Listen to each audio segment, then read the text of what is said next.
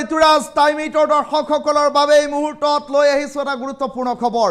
কোন কোন প্ৰান্তত কোন কোন খিলঞ্জীয়া লোকক মৰাণাস্ত্ৰ প্ৰদান কৰা হ'ব আৰু কেবিনেট বৈঠকত কি সিদ্ধান্ত গ্ৰহণ কৰা হ'ল সেই সন্দৰ্ভত সবিস্তাৰে বিস্তৃত খবৰ লৈ আহিছোঁ।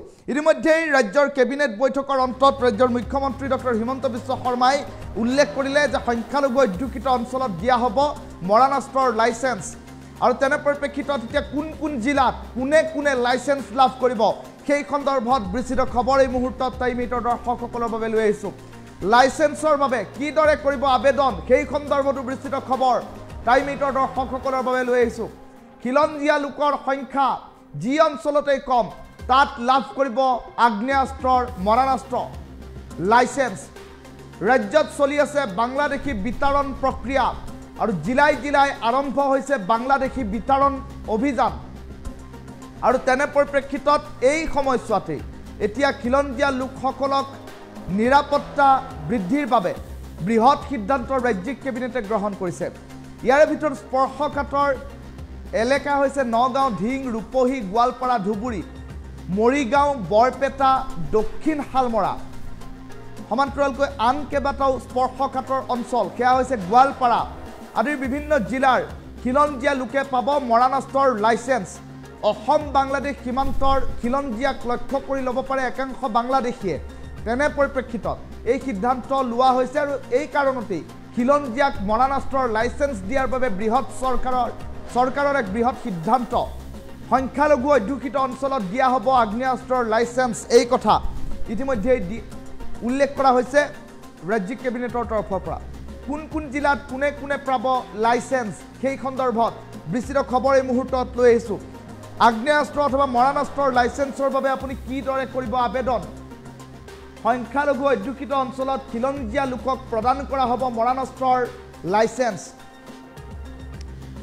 এটা ডাঙৰ খবৰ টাইম 8 দৰ্শকসকলক জনাইছোঁ। ৰাজ্যিক কেবিনেট বৈঠকৰ অন্তত ৰাজ্যৰ মুখ্যমন্ত্ৰী ডক্টৰ হিমন্ত বিশ্ব শৰ্মাই উল্লেখ কৰিছে এটা গুৰুত্বপূৰ্ণ কথা, য'ত দেখিবলৈ পোৱা গৈছে সম্প্ৰতি বিষয়টোক লৈ ৰাজ্যজুৰি এক প্ৰকাৰ প্ৰতিক্ৰিয়া আৰম্ভ হৈছে।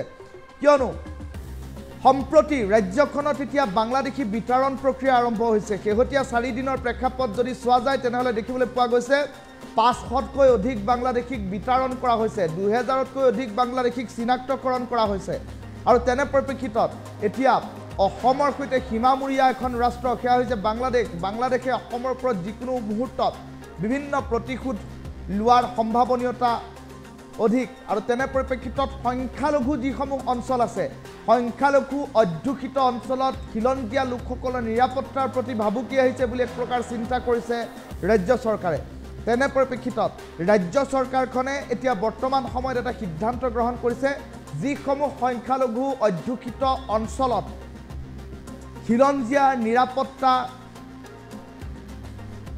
কম তেনে পৰিপ্ৰেক্ষিতত সেই খিলঞ্জীয়া লোকসকলক মৰাণাস্ত্ৰ অথবা আগ্নেয়াস্ত্ৰৰ লাইচেন্স প্ৰদান কৰা হ'ব। এই কথা ইতিমধ্যে উল্লেখ কৰা হৈছে। কোন কোন জিলা অধিক স্পৰ্শকাতৰ হৈ আছে অথবা কোন কোন সমষ্টি কোন কোন প্ৰান্ত এতিয়া অধিক স্পৰ্শকাতৰ হৈ আছে সেই সন্দৰ্ভত বিস্তৃত খবৰ টাইম 8 দৰ্শকসকলক জনাবলৈ চেষ্টা কৰিছোঁ। কিয়নো জিলাই জিলাই বিচাৰি বিচাৰি বাংলাদেশী বিতৰণ কৰা কাৰ্যই এতিয়া খিলঞ্জীয়া লোকসকলৰ বাবে বিভিন্ন সময়ত ভাবুকিস্বৰূপ হৈ পৰিব পাৰে। খিলঞ্জীয়া লোকসকল যাতে নিৰাপত্তাত থাকিব পাৰে তাৰ বাবে সিদ্ধান্ত গ্ৰহণ কৰা হৈছে। স্পৰ্শকাতৰ ঠাইখিনি হৈছে নগাঁও, ধিং, ৰূপহী, গোৱালপাৰা, ধুবুৰী, মৰিগাঁও, বৰপেটা, দক্ষিণ শালমৰা, মানকাছৰ আৰু সমান্তৰালকৈ দেখিবলৈ পোৱা গৈছে গোৱালপাৰা আদিৰ বিভিন্ন জিলাৰ খিলঞ্জীয়া লোকে পাব মৰাণাস্ত্ৰৰ লাইচেন্স। আমি মাত্ৰ কেইটামান প্ৰান্তৰ খবৰহে এই মুহূৰ্তত দিছোঁ। অসম বাংলাদেশ সীমান্তত থকা খিলঞ্জীয়াক লক্ষ্য কৰি ল'ব পাৰে একাংশ বাংলাদেশীয়ে। অসম বাংলাদেশ সীমান্তত থকা লোকসকলৰ খিলঞ্জীয়া লোকসকলকো মৰাণাস্ত্ৰৰ লাইচেন্স প্ৰদান কৰা হ'ব। কোন কোন জিলাত কোনে কোনে কিদৰে আবেদন কৰিব লাইচেন্সৰ বাবে, কিদৰে আবেদন কৰিব মৰাণাস্ত্ৰৰ লাইচেন্সৰ বাবে সেই ক্ষেত্ৰত বিস্তৃত খবৰ টাইম 8 দৰ্শকসকলক এই মুহূৰ্তত জনাই আছোঁ। এটা ডাঙৰ খবৰ টাইম 8 দৰ্শকসকলক এই মুহূৰ্তত জনাইছোঁ, কিয়নো দেখিবলৈ পোৱা গৈছে সমগ্ৰ ৰাজ্যজুৰি এক প্ৰকাৰ বাংলাদেশী বিতৰণ প্ৰক্ৰিয়া আৰম্ভ হৈছে আৰু বাংলাদেশী বিতৰণ প্ৰক্ৰিয়া আৰম্ভ হোৱাৰ সমান্তৰালকৈ দেখিবলৈ পোৱা গৈছে এক প্ৰকাৰ হাহাকাৰময় পৰিৱেশে বিৰাজ কৰিছে এই সময়ছোৱাত। তেনে পৰিপ্ৰেক্ষিতত এই সময়ছোৱাত উত্তপ্ত পৰিৱেশে বিৰাজ কৰিছে কিয়নো জিলাই জিলাই বিচাৰি বিচাৰি এতিয়া মৰাণস্ত্ৰ লাইসেন্স দিয়া হ'ব প্ৰতিগৰাকী নিৰাপত্তাহীনতাত ভোগা খিলঞ্জীয়া লোকক আৰু জিলাই জিলাই বিচাৰি বিচাৰি যি বাংলাদেশী বিচাৰি অভিযান চলিছে ৰাজ্যখনত তাৰ পাছতে কিন্তু এতিয়া এক প্ৰকাৰ খিলঞ্জীয়া লোকৰ ওপৰত ভাবুকি স্বৰূপ হৈ পৰিব পাৰে বাংলাদেশী লোক আৰু তেনে পৰিপ্ৰেক্ষিতত ৰাজ্যৰ মুখ্যমন্ত্ৰীয়ে কৰিছে ডাঙৰ মন্তব্য শুনাই লৈছো এটা কেবিনেটে অত্যন্ত গুৰুত্বপূৰ্ণ আৰু এটা সংবেদনশীল সিদ্ধান্ত লৈছে হেতু আপোনালোকে জানে যে আমাৰ ধুবুৰী নগাঁও মৰিগাঁও বৰপেটা সাউথ সালমাৰা গোৱালপাৰা আদি বিভিন্ন জিলাত আমাৰ খিলঞ্জীয়া লোকসকলে তাত যেহেতু আমি সংখ্যালঘিষ্ঠ খিলঞ্জীয়া লোকসকলে যথেষ্ট নিৰাপত্তাৰ প্ৰশ্নত তেওঁলোকে সদায় সন্মুখীন হৈ থাকিব লাগে বিশেষকৈ বাংলাদেশৰ হোৱা ঘটনাৱলীৰ পৰিপ্ৰেক্ষিতত তেওঁলোকে বাংলাদেশৰ ফালৰ পৰাও আক্ৰমণৰ বলি হ'ব পাৰে আৰু নিজৰ গাঁওখনতো আক্ৰমণৰ বলি হ'ব পাৰে সেই পৰিপ্ৰেক্ষিতত আজি কেবিনেটে সিদ্ধান্ত লৈছে যে আমাৰ অসমত এনেকুৱা যিবিলাক ভালনাৰেবল এৰিয়া আছে তাত খিলঞ্জীয়া জনসাধাৰণক আৰ্ম লাইসেন্স দিয়া হ'ব আমি তেওঁলোকক আৰ্ম লাইসেন্স দিম তেওঁলোকে যাতে কোনোবাই যদি ভাবে যে মই বন্দুক কিনিম বা মই আগ্নেয়াস্ত্ৰ ৰাখিম তাৰ কাৰণে আজি আমি এটা স্কিম এনাউন্স কৰিছো special schemes for grant of arm licenses to original inhabitants and indigenous Indian citizen in vulnerable and remote areas of Assam. আমাৰ বহুত সময়ত আমি দেখা পাওঁ যে নিৰাপত্তাৰ প্ৰশ্নত তেখেতসকল ভোগ কৰি থাকে আৰু বিশেষকৈ এতিয়া যেহেতু বাংলাদেশী নাগৰিক আদি বিতৰণৰ বহুত কাম আমাৰ চলি আছে গতিকে এই অঞ্চলবিলাকত আমাৰ যিখিনি থলুৱা খিলঞ্জীয়া লোক আছে তেওঁলোক যথেষ্ট নিৰাপত্তাৰ এটা সংকট ভুগি থাকে আৰু কিছুমান গাঁৱত অকনমান তেওঁলোকৰ পপুলেশ্যন আছে কোবাত ধৰক মই এতিয়া নিজে জানো যে বাগবৰ জনিয়াৰ ভিতৰত এখন গাঁৱত কৰবাত 500 ঘৰ মানুহে বাকি আছে আৰু কোনো নাই গতিকে এতিয়া সেই মানুহখিনিৰ কোনোবাই যদি চৰকাৰে বন্দুকটো কিনি নিদিয়ে কিন্তু কোনোবাই যদি লাইসেন্স বিচাৰে আমি তেওঁলোকক উদাৰভাৱে লাইসেন্স দিম যাতে তেওঁলোকে নিজৰ ৰক্ষণাবেক্ষণ কৰিব পাৰে এটো এটা সেই অঞ্চলৰ মানুহৰ বহুদিনীয়া এটা অনুৰোধ আৰু দাবী আছিল ইয়াৰ ফলত ঢিং ৰূপহী লাহৰিঘাট এই অঞ্চলবিলাকৰ পকেটত যিবিলাক আমাৰ অসমীয়া মানুহ এতিয়াও আছে তেওঁলোকে সদায় ভয়ত জাগাখিনিৰ পৰা ওলাই আহিব লাগে মাটিবাৰী বিক্ৰী কৰি ওলাই আহিব লাগে এতিয়া আমি তেওঁলোকক কৈছো যে চৰকাৰে আপোনালোকে লাইসেন্স খুজক আমি আৰ্মছ লাইসেন্স আপোনালোকক দি দিম আপোনালোকে তাত অন্তত এটা সাহসেৰে হৈতে থাকিব পাৰিব চৰকাৰেটো সাহস দিয়ে আছে এটা অতিৰিক্তভাৱেও আপোনালোকে এটা সাহস পাব এই এটা সিদ্ধান্ত আজি কেবিনেটে খুব এটা ইম্পৰ্টেন্ট মাইলস্টোন বহু দিনৰ পৰা এই দাবীবিলাক অসম আন্দোলনৰ সময়ৰ পৰা এই দাবীবিলাক আছিল কিন্তু কোনো চৰকাৰে সাহস কৰা নাছিল যে আমি দিব পাৰিম নোৱাৰিম এই দাবীবোৰ আজি নহয় অসম আন্দোলনৰ দিনাখনৰ পৰা এই দাবীবোৰ আছিল আৰু তেতিয়াই যদি আমাৰ থলুৱা মানুহখিনিক আৰ্ম লাইসেন্স আমি দিলোহেতেন হয়তো বহুত মানুহ নিজৰ ঘৰ মাটি বিক্ৰী কৰি নাহিলেহেতেন আজি কেবিনেটে যেটো আমাৰ যেটো জাতি মাটি ভেটিৰ যেটো কল্পনা তাক আমি আগুৱাই লৈ গৈ আজি আমি সিদ্ধান্ত লৈছো যে যতে অসমীয়া মানুহ সংখ্যালঘিষ্ঠ থলুৱা মানুহ জনজাতীয় লোক যতে সংখ্যালঘিষ্ঠ তেওঁলোকে তাতে আৰ্মছ লাইসেন্সৰ কাৰণে আবেদন কৰিব পাৰিব আৰু চৰকাৰে উদাৰভাৱে তেওঁলোকক আৰ্মছ লাইসেন্স দিয়াৰ ব্যৱস্থা কৰিব কিন্তু এটো নহয় যে আমি বন্দুকটো কিনি দিম হেতু কনফিউজ কৰিব নালাগে আমি কাকো বন্দুক কিনি নিদিও কিন্তু কোনোবাই যদি আৰ্মছ বিচাৰে তেতিয়ালে আমি তেওঁলোকক আৰ্মছ আমি দিয়াৰ ব্যৱস্থা কৰিম এটা কেবিনেটে অত্যন্ত গুৰুত্বপূৰ্ণ আৰু এটা সংবেদনশীল সিদ্ধান্ত লৈছে হেতু আপোনালোকে জানে যে আমাৰ ধুবুৰী নগাঁও মৰিগাঁও বৰপেটা সাউথ সালমাৰা গোৱালপাৰা আদি বিভিন্ন জিলাত আমাৰ খিলঞ্জীয়া লোকসকলে, তাত যিহেতু আমি সংখ্যালঘিষ্ঠ, খিলঞ্জীয়া লোকসকলে যথেষ্ট নিৰাপত্তাৰ প্ৰশ্নত তেওঁলোকে সদায় সন্মুখীন হৈ থাকিব লাগে। বিশেষকৈ বাংলাদেশৰ হোৱা ঘটনাৱলীৰ পৰিপ্ৰেক্ষিতত তেওঁলোকে বাংলাদেশৰ ফালৰ পৰাও আক্ৰমণৰ বলি হ'ব পাৰে আৰু নিজৰ গাঁওখনতো আক্ৰমণৰ বলি হ'ব পাৰে। সেই পৰিপ্ৰেক্ষিতত আজি কেবিনেটে সিদ্ধান্ত লৈছে যে আমাৰ অসমত এনেকুৱা যিবিলাক ভালনাৰেবল এৰিয়া আছে তাত খিলঞ্জীয়া জনসাধাৰণক আৰ্ম লাইচেন্স দিয়া হ'ব।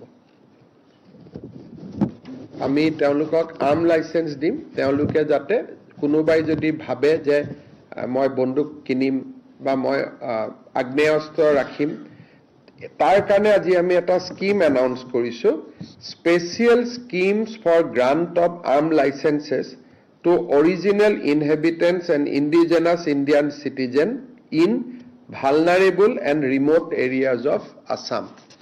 আমাৰ বহুত সময়ত আমি দেখা পাওঁ যে নিৰাপত্তাৰ প্ৰশ্নত তেখেতসকল ভোগ কৰি থাকে আৰু বিশেষকৈ এতিয়া যিহেতু বাংলাদেশী নাগৰিক আদি বিতৰণৰ বহুত কাম আমাৰ চলি আছে, গতিকে এই অঞ্চলবিলাকত আমাৰ যিখিনি থলুৱা খিলঞ্জীয়া লোক আছে তেওঁলোক যথেষ্ট নিৰাপত্তাৰ এটা শংকাত ভুগি থাকে আৰু কিছুমান গাঁৱত অকণমান তেওঁলোকৰ পপুলেশ্যন আছে। ক'ৰবাত ধৰক মই এতিয়া নিজেই জানো যে বাঘবৰ জনিয়াৰ ভিতৰত এখন গাঁৱত ক'ৰবাত 500 ঘৰ মানুহে বাকী আছে আৰু কোনো নাই। গতিকে এতিয়া সেই মানুহখিনিৰ কোনোবাই যদি চৰকাৰে বন্দুকটো কিনি নিদিয়ে, কিন্তু কোনোবাই যদি লাইচেন্স বিচাৰে আমি তেওঁলোকক উদাৰভাৱে লাইচেন্স দিম যাতে তেওঁলোকে নিজৰ ৰক্ষণাবেক্ষণ কৰিব পাৰে। এইটো এটা সেই অঞ্চলৰ মানুহৰ বহুদিনীয়া এটা অনুৰোধ আৰু দাবী আছিলে।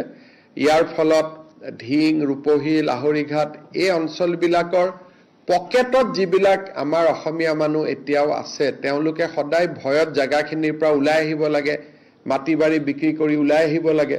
এতিয়া আমি তেওঁলোকক কৈছো যে চৰকাৰে আপোনালোকে লাইচেন্স খোজক, আমি আৰ্মছ লাইচেন্স আপোনালোকক দি দিম, আপোনালোকে তাত অন্তত এটা সাহসেৰে সৈতে থাকিব পাৰিব। চৰকাৰেতো সাহস দিয়ে আছে, এটা অতিৰিক্তভাৱেও আপোনালোকে এটা সাহস পাব। এই এটা সিদ্ধান্ত আজি কেবিনেটে খুব এটা ইম্পৰ্টেণ্ট মাইলষ্টন।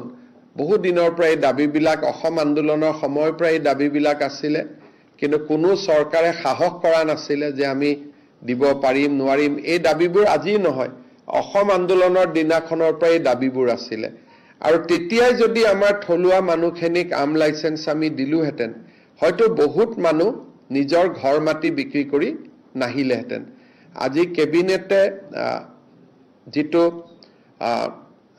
আমাৰ যিটো জাতি মাটি ভেটিৰ যিটো কল্পনা তাক আমি আগুৱাই লৈ গৈ আজি আমি সিদ্ধান্ত লৈছো যে য'তে অসমীয়া মানুহ সংখ্যালঘিষ্ঠ, থলুৱা মানুহ, জনজাতীয় লোক য'তেই সংখ্যালঘিষ্ঠ তেওঁলোকে তাতে আৰ্মছ লাইচেন্সৰ কাৰণে আবেদন কৰিব পাৰিব আৰু চৰকাৰে উদাৰভাৱে তেওঁলোকক আৰ্মছ লাইচেন্স দিয়াৰ ব্যৱস্থা কৰিব। কিন্তু এইটো নহয় যে আমি বন্দুকটো কিনি দিম, সেইটো কনফিউজ কৰিব নালাগে।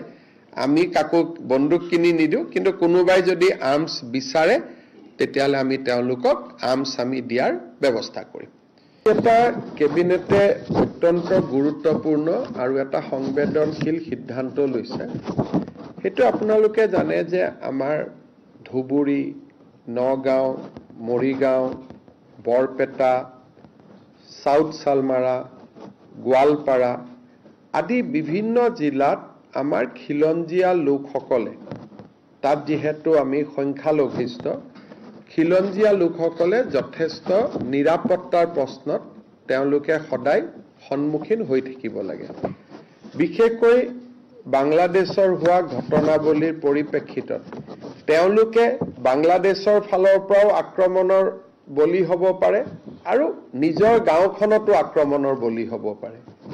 সেই পৰিপ্ৰেক্ষিতত আজি কেবিনেটে সিদ্ধান্ত লৈছে যে আমাৰ অসমত এনেকুৱা যিবিলাক ভালনাৰেবল এৰিয়া আছে তাত খিলঞ্জীয়া জনসাধাৰণক আৰ্ম লাইচেন্স দিয়া হ'ব।